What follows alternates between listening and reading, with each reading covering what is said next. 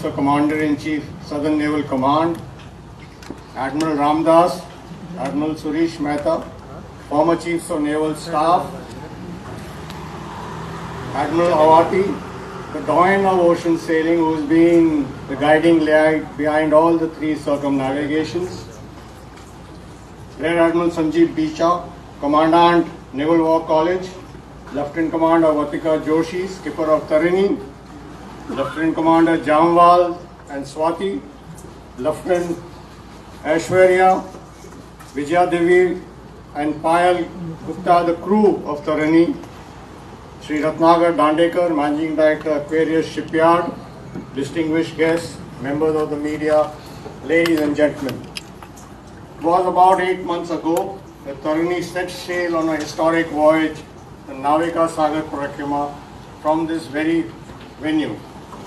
Since then, Tarini has clocked 194 days at sea, logged more than 22,000 nautical miles. She's called at ports in Australia, New Zealand, Falklands, South Africa and Mauritius.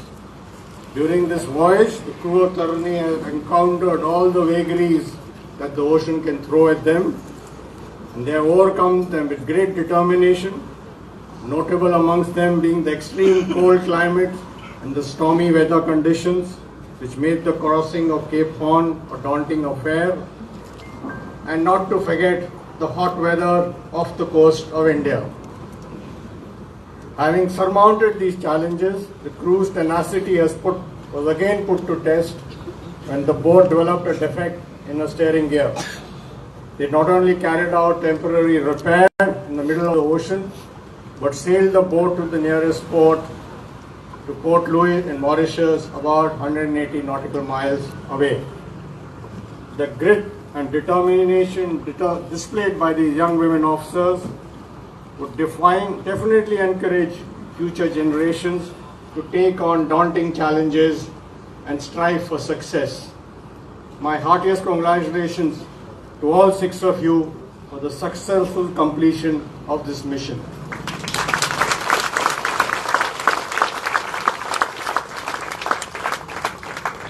I would also like to take this opportunity to congratulate Aquarius Shipyard, who have built Tarini. I also offer my compliments to the team here in Goa and Delhi that has supported Tarini during our arduous passage. I would also like to express my sincere gratitude to the Hon'ble Raksha Mantri, who has been the pillar of support from the very beginning.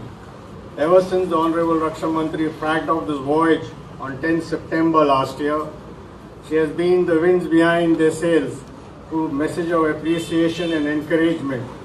I am sure the crew is grateful for her inspirational guidance. These officers are now amongst the illustrious Indian women whose accomplishment in diverse fields have contributed immensely to the discourse of women's empowerment. I am sanguine that the Navika Sagar Parikrama has ably supported the cause of promoting the Government of India's thrust on Nari Shakti. Once again,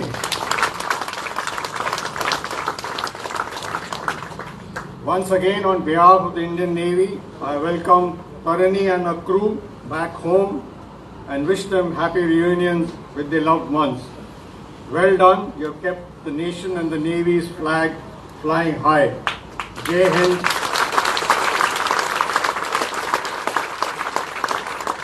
Jai Hind and Thanavaru.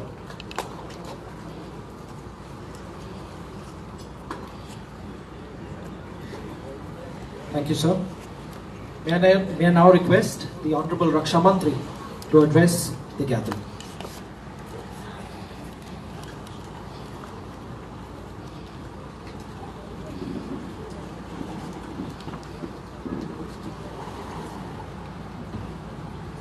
Good evening. Chief of Naval Staff, Admiral Lamba,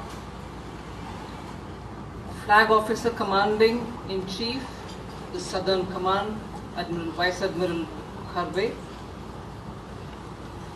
and all officers, eminent former chiefs, invited guests, the media, ladies and gentlemen.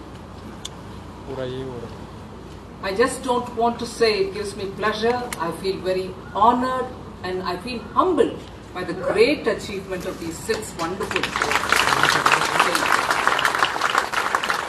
And I feel I've been fortunate that just 3 days after my being given the responsibility of Raksha Mantri, my first out of Delhi appointment was to be here to flag off their circumnavigation.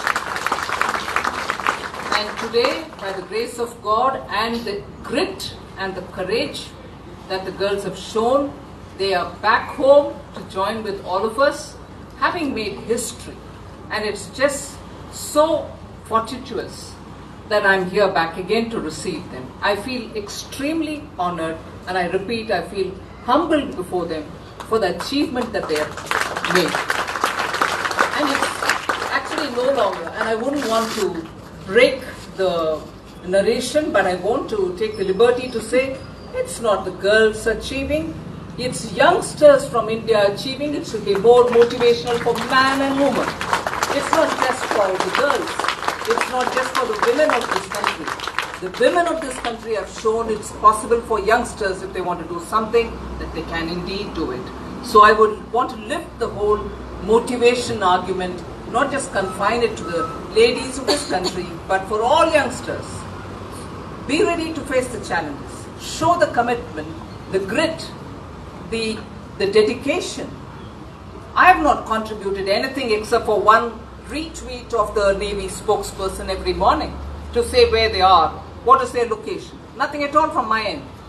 But the motivation I derived from their work, the way in which they've been steering themselves, the reports that the CNS was constantly giving me about how the sea is it really fair winds or are they facing difficulties, actually motivated me and my team in my office, and I've been saying this to many people. In fact, just that one retweet in the morning became the first thing that anywhere, wherever I went in this country, people would start their conversation with me saying, how are the girls, what are they doing, when are they returning? That's become the conversation among many people who've been closely following the Ministry of Defence, particularly the Navy. So I would want, not for a minute, to undermine this by saying the girls have achieved, young Indians have achieved, and the kind of grit shown by these young ladies is amazing. And they've made history, not only for themselves, but for the naval history and also the maritime history of the world, that it is possible in this day and age, where technology attracts you, where technology tells you to do a lot of things easily rather than take the difficult course, for them to have with the sail go on. And Vartika Joshi was right in saying being energy efficient, using environment-friendly renewable resources to guide them.